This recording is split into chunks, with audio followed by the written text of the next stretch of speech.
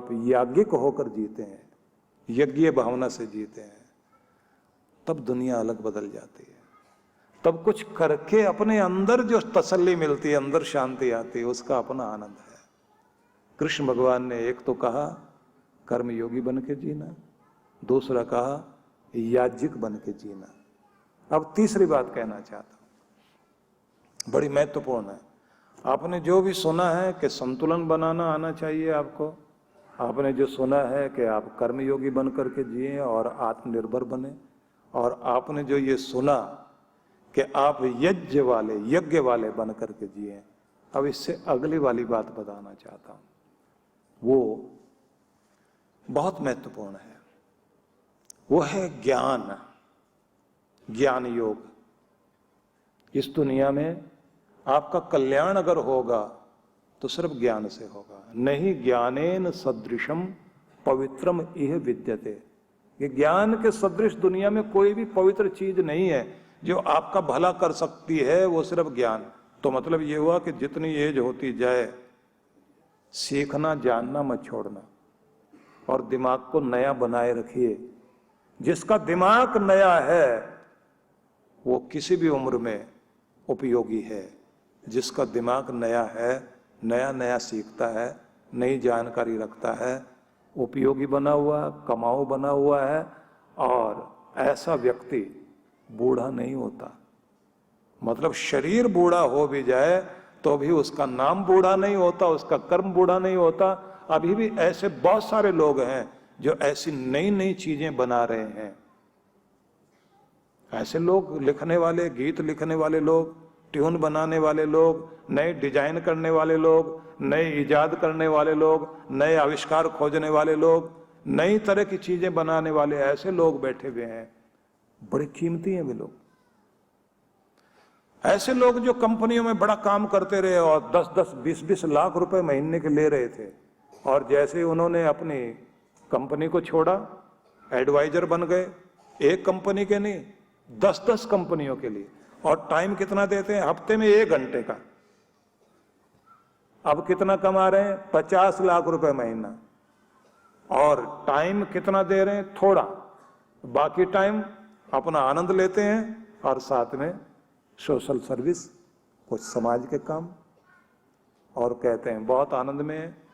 लेकिन उनकी सबसे बड़ी खासियत ये कि जितना वो अपने शरीर का ध्यान रखते हैं, जितना सेवा में ध्यान रखते हैं, और जितना वो दूसरों के लिए सर्विस दे रहे हैं, उससे ज्यादा पढ़ने में विश्वास रखते हैं। नया नया पढ़ते रहते हैं, नई खोज करते रहते हैं, एकांत में बैठकर नए नए आइडियाज लेते रहते हैं। लोग जाते हैं उनके पास। एक सज्जन हमको मिले जिन्होंने हमको बताया आकर कि हम लोग जो यहाँ इस शहर में 65 मंजिल की इमारत बनाने जा रहे हैं, उसका डिजाइन सबसे अलग तरह का है, और इसके लिए हमने सिंगापुर के एक आर्किटेक्ट को ढूंढा है। मैंने कहा वो आर्किटेक्ट किस एज का है? बोले वो तो आप क्या पूछेंगे, 85 साल की एज का है। वो इतना बढ़िया नया डिजाइन देगा? बोले बिल्कुल। वो आदमी आज भी बहुत कम काम करता है, लेकिन जो डिजाइन उसका है सब लोग नकल उसकी करते हैं। सिर्फ ये बताना चाहता हूं कि अगर 85 साल की एज वाला एक आर्किटेक्ट किसी एक देश में बैठा हुआ है और उसको कीमत देने के लिए कोई भी कहीं से जा रहा है, तो उस आदमी की खासियत देखिए आप कि उसका शरीर बूढ़ा हुआ होगा, दिमाग बूढ़ा नहीं है, अपने ज्ञान को बढ़ा रहा है और उसका आनंद ले रहा है और जिंदगी को बेहतरीन ढंग से जी रहा है। इसलिए सीखना जानना कभी मत छोड़िए। इसी संबंध में मैं कुछ एक छोटी सी कहानी सुनाऊंगा आपको, क्योंकि कुछ कहानियों से भी हमें बहुत कुछ अच्छा समझ में आता है। कहते हैं कि हमारे एक स्थान में कहीं एक सुंदर वन था। उस सुंदर वन के अंदर एक युवक जो बहुत प्यारा, बहुत सजीला और बड़ा स्वस्थ, वो वहां सैर करने के लिए गया और वहां के एक झरने के पास जाकर चारों तरफ जो पक्षी बोल रहे थे, चहचहा रहे थे और तरह तरह के फल फूल लगे हुए थे, वहां जाके खड़ा हो गया। उसको बहुत अच्छा लगा। उसे लगा कि मैं यहाँ अपने मित्रों को भी बुलाऊंगा, बहुत अच्छी जगह है। तो जब वो वहां खड़ा हुआ था तो उसी समय उसको दिखाई दिया कि कोई महिलाओं की आवाज आ रही है। तो एक महिला ने आवाज दे करके कहा, युवक, ये देवी वन है, हम आपका वेलकम करते हैं, तुम यहाँ आए हो। पूछा कि आप कौन हैं? बोले हम कई लोग हैं यहाँ। सबसे पहले जो आगे आई उसने आकर के कहा, मेरा नाम मेधा है। अच्छा, मेधा मतलब बुद्धि। तो आप कहाँ रहते हैं? बोले यहाँ दिखाई दे रहे हैं जरूर, लेकिन हम आदमी के दिमाग में रहते हैं, आदमी की मस्तिष्क में रहते हैं। तो उसने कहा, अच्छा, हमको तो पता ही नहीं लगता कि हमारे अंदर भी कोई रहता है।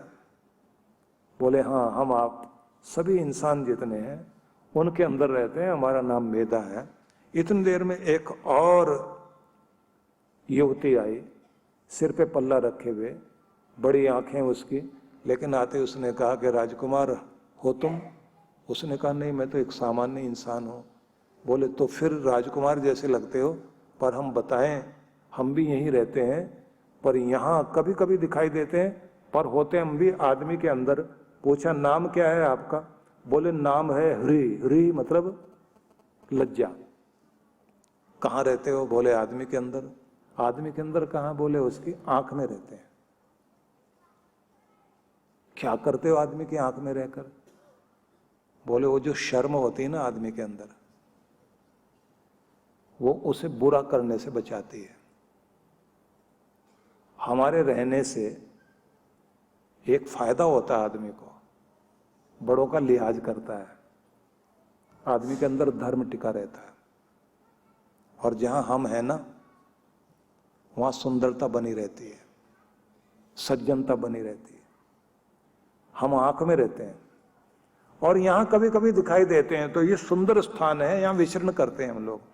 इतनी देर में एक और युवती आ गई जिसके चेहरे पर लाली दिखाई दे रही थी और बहुत स्वस्थ दिखाई दे रही थी। तो जैसे वो आई, पूछा आप कौन हैं? तो उसने कहा हमारा नाम हिम्मत है। हिम्मत? क्या करते हो?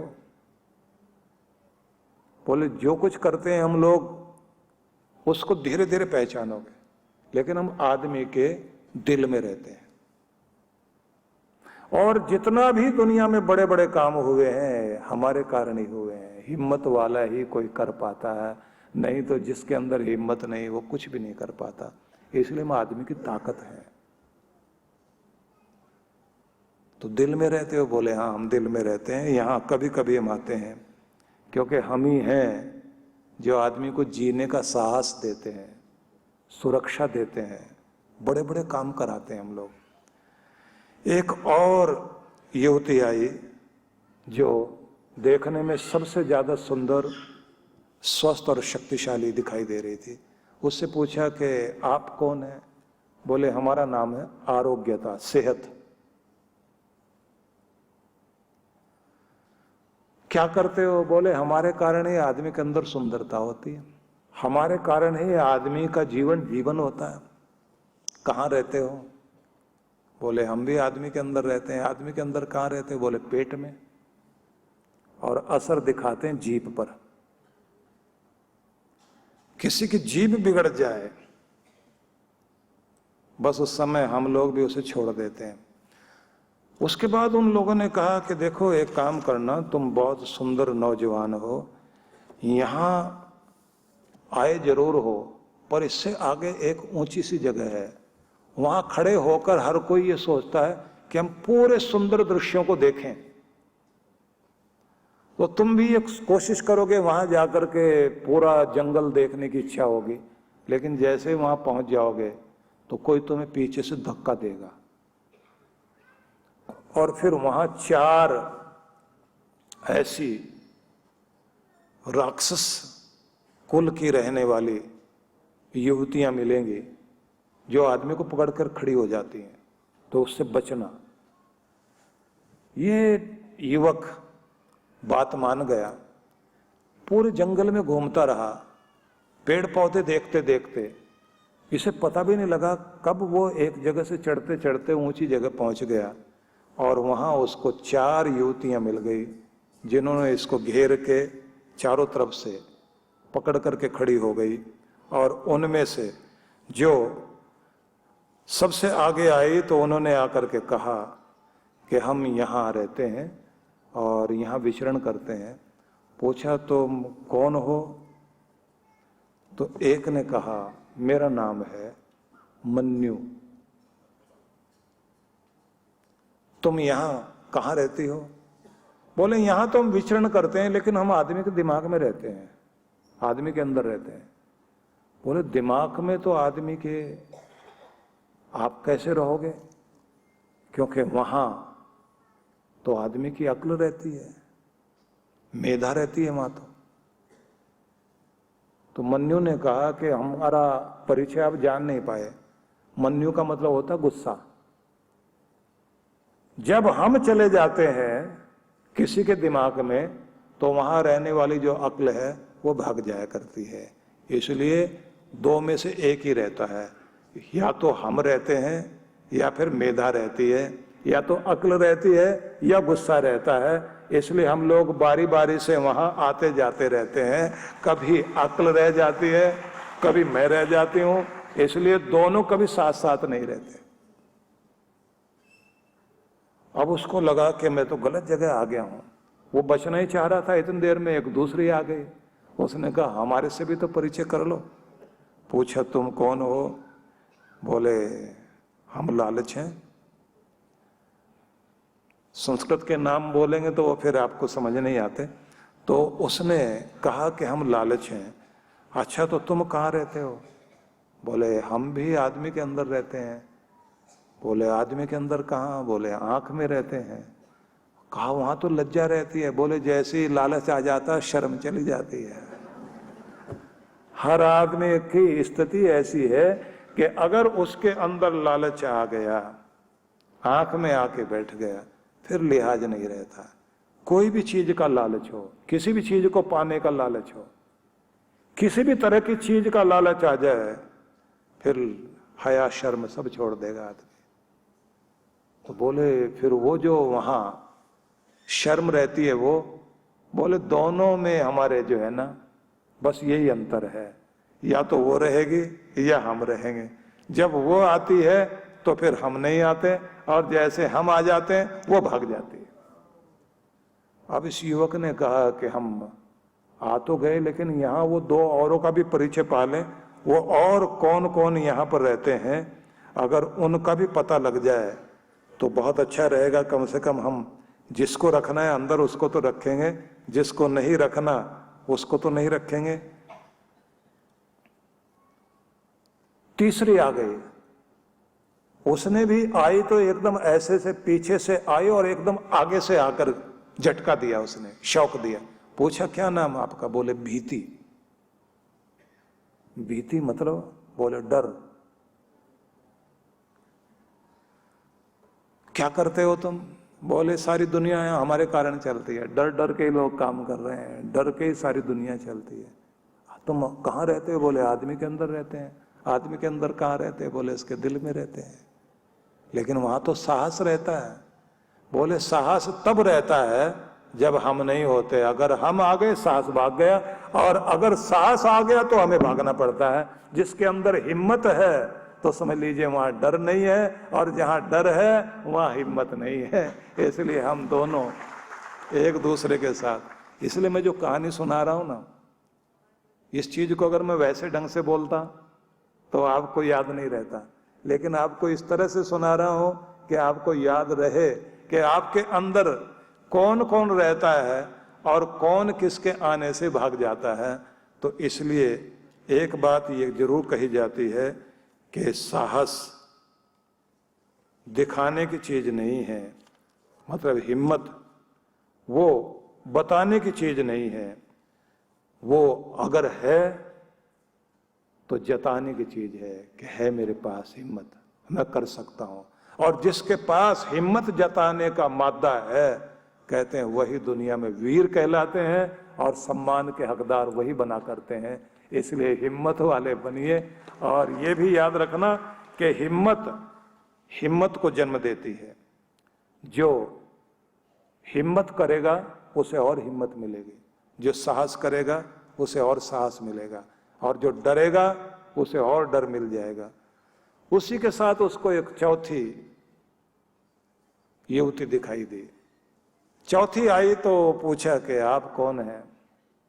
बोले हमारा नाम है रुग्णता। रुग्णता मतलब बीमारी। आप क्या करते हैं? बोले हमारे तो नाम से पता ही चलता है। कोई भी दुनिया में ऐसा नहीं है, कितना भी स्वस्थ आदमी हो, कुछ न कुछ तो उसके अंदर हम होते ही होते हैं, कुछ न कुछ तो कमजोरी होती है उसकी। कहाँ रहते हो आदमी के अंदर? बोले पेट में रहते हैं। असर कहाँ दिखाते हो? बोले जीभ पर। कैसे करते हो? बोले किसी आदमी के जीभ में अगर चटोरापन है वो हमारे काबू में आएगा जरूर, और जिसके अंदर चटोरापन नहीं है फिर वो हमारे काबू में नहीं आता, फिर तो वहां पर सेहत रहा करती है। इसलिए हम दोनों में से एक ही कोई रहेगा, या तो बीमारी रहेगी या फिर सेहत रहेगी। जिसने जीभ पर कंट्रोल कर लिया उसके पास सेहत रहती है, और जिसने जीभ पर कंट्रोल नहीं किया फिर वहां पर हम रहा करते हैं। तो उस राजकुमार से कहा, राजकुमार कोशिश करना, हमें अपने साथ रखना। उस युवक ने कह दिया कि देखो भाई, मैं पहले उन लोगों को बैठा के आया हूं अपने अंदर जो मुझे पहले मिले थे, अब अगर वो निकल कर जाएंगे तब तुम आ जाना। बोले हमको मौका देना।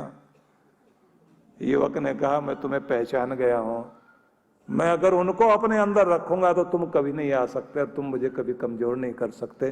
तो मैं राजकुमार हूं नहीं, लेकिन लगता हूं। अगर वो चारों मेरे अंदर रहे मैं हमेशा राजकुमार ही लगता रहूंगा। बस वही आपको भी याद रखना है। आप राजकुमार लगते रहोगे अगर उन चारों का स्वागत करते रहोगे। फिर से उन्हें चारों को याद कर लीजिए। जो दिमाग में रहती है उसका नाम है मेधा, अक्ल। जो भागती कब है? जब गुस्सा आता है। इसलिए अपनी समझदारी को, दिमाग गर्म मत होने देना, नहीं तो भाग जाएगी, उसे बचाए रखिए। दूसरी चीज जो आपके दिल में रहती है वो आपकी हिम्मत है, और वही आपकी पहचान है। उसे बनाए रखोगे तो ये बात जरूर है, डर, चिंता, निराशा नहीं आएगी। हिम्मत हर चीज को जीतती है। और तीसरी एक चीज और है जो आदमी की आंखों में रहती है, जिसको लज्जा बोलते हैं। वो लज्जा जब तक है तब तक आप धार्मिक हैं, तब तक मान के काबिल हैं। जब ये लज्जा चली जाती है, जाती तभी है जब आदमी की आंख में लालच आके बैठ जाता है, फिर शर्म नहीं रहती आदमी को। इसलिए जिसके पास ये लाज है सम्मान का हकदार है। और चौथी चीज है आरोग्यता। कहते हैं वो आदमी के पेट में होती है, प्रभाव रखती है जीभ पर। जिसका अपनी जीभ पर कंट्रोल है उसके पास सेहत है, और जिसके पास सेहत है फिर उसके पास बीमारी नहीं है। अब आप देख लीजिए, आप किस किस को ग्राहक बनाना चाहते हैं और किसके शिकार बनना चाहते हैं। बहुत बहुत शुभकामनाएं आप सभी को। जीवन संचेतना, लाखों पाठकों की बुद्धि को सच्चेतना से और हृदय को सद्भावना से परिपूर्ण करने वाली मासिक पत्रिका जीवन संचेतना। ये देववाणी है परम पूज्य श्री सुधांशु जी महाराज के उपदेशों को पढ़ने एकमात्र समान उपयोगी मासिक पत्रिका जीवन संचेतना। सदस्यता शुल्क भारत में,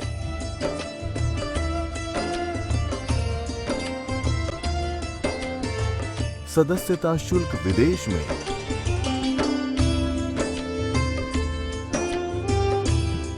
यदि आप जीवन संचेतना की सदस्यता प्राप्त करना चाहते हैं तो इस पते पर संपर्क करें। विश्व जागृति मिशन, आनंद धाम आश्रम, नांगलोई नजफगढ़ रोड, बक्करवाला मार्ग, नई दिल्ली